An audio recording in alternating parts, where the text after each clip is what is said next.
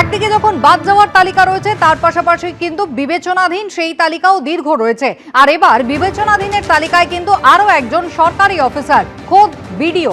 গতকাল চূড়ান্ত ভোটার তালিকা যেখানে প্রকাশিত হয়েছে, সেখানে দেখা গেল সন্দেশখালী 1 নম্বর ব্লকের বিডিও সায়ন্তন সেন, তার নাম রয়েছে। সমীরণ পাল আমাদের প্রতিনিধি রয়েছেন। সমীরণ, বিবেচনাধীন এই তালিকায় নাম রয়েছে, কি ধরনের লজিক্যাল ডিসক্রিপেন্সি রয়েছে? সায়ন্তন বাবু কিছু জানালেন? দেখো, দীপক কুমার সেন আর দীপক সেন এই নিয়ে বিভ্রান্তি তৈরি হয়েছিল। সায়ন্তন সেন এবং তিনি হচ্ছেন সন্দেশখালী 1 নম্বর ব্লকের বিডিও, ব্লক উন্নয়ন আধিকারিক, এবং তার বাড়ি হচ্ছে ভবানীপুর বিধানসভা এলাকায় 93 নম্বর বুথে। এসআইআর তিনি শুনানিতে হাজির হয়েছিলেন দীপক কুমার সেন এবং দীপক সেন। এই নিয়ে একটা বিতর্ক তৈরি হয়েছিল, লজিক্যাল ডিসক্রিপেন্সি, এবং সেই কারণে তিনি শুনানিতে হাজির হয়েছিলেন এবং সমস্ত নথি জমা দিয়েছিলেন।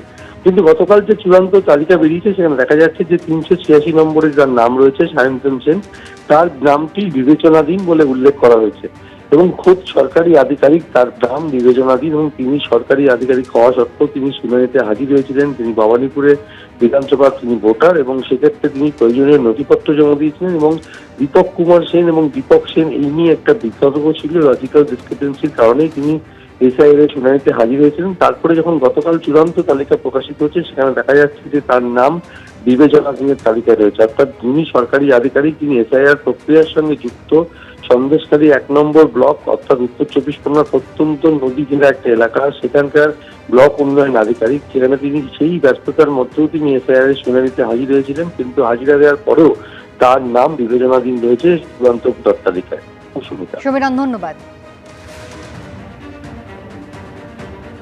বিবেচনাধীন তালিকাটা কিন্তু দীর্ঘ, প্রায় 60 লক্ষেরও বেশি ভোটার, তারা কিন্তু ইতিমধ্যেই বিবেচনাধীনের তালিকায় রয়েছেন। আর সেই তালিকায় রয়েছেন সাগর পঞ্চায়েত সমিতির একজন তৃণমূল কংগ্রেসের কর্মাধ্যক্ষ আব্দুল সামির শাহ, তার নামও কিন্তু রয়েছে বিবেচনাধীনের তালিকায়। কি ধরনের অসঙ্গতি রয়েছে জানবো, আমাদের প্রতিনিধি গৌতম মণ্ডল রয়েছেন টেলিফোন লাইনে। গৌতম, দেখো সুস্মিতা, সাগর বিধানসভা বা সাগর পঞ্চায়েত সমিতির যিনি কর্মাধ্যক্ষ, সেইখানকার সেই সাগর পঞ্চায়েত সমিতির কর্মাধ্যক্ষ আব্দুল সামির শাহ, তিনি হচ্ছে মুড়িগঙ্গা 2 গ্রাম পঞ্চায়েতের 34 নম্বর বুথের ভোটার।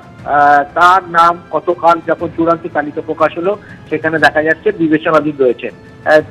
আর যেটা বিবেচনাধীন থাকার কারণ হিসাবে জানা যাচ্ছে যে তিনি 2002 সালে তার যে নাম লিখতেন, আর 2025 সালে তার যে তালিকা এসেছিল, সেই তালিকার সঙ্গে তার নামের অসঙ্গতি ছিল, এবং যেটা তাকে অতীতে শুনানিতে ডাকা হয়। শুনানিতে ডাকার পর তিনি নথি জমাও করেছিলেন।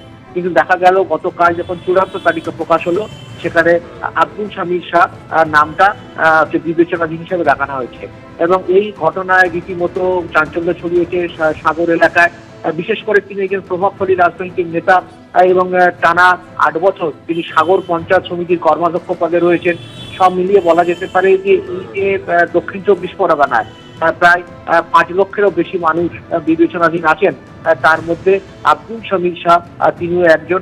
এবং জেলা প্রশাসন সূত্রে জানা গেছে এই যে বিবেচনাধীন আছেন সেই যে নাম, সেই নামগুলো নিয়ে ইতিমধ্যে বিভিন্ন মহকুমা শাসকের দপ্তরে তারা কিন্তু চলছে, এবং সেইগুলো দ্রুত সম্ভব যেগুলো নামগুলো ধাপে ধাপে আগামী দিনে প্রকাশ করা হবে।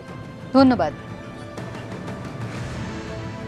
গতকাল পশ্চিমবঙ্গের রাজনীতিতে যেন ছিল সুপার স্যাটারডে। ভোট পরীক্ষার আগেই এসআইআর এর রেজাল্ট বেরিয়েছে, 116 দিনের অপেক্ষার অবসান হয়েছে।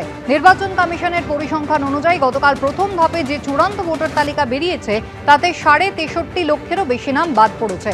খসড়া ভোটার তালিকায় আগে ডিসেম্বরে 58,20,899 জনের নাম বাদ গিয়েছিল, আর চূড়ান্ত ভোটার তালিকায় বাদ পড়ল 5,46,053 জনের নাম।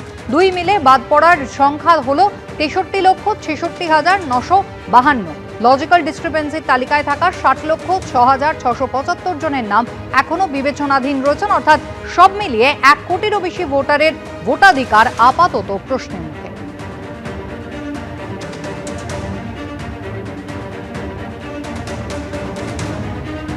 এবিপি আনন্দ, এগিয়ে থাকে, এগিয়ে রাখে।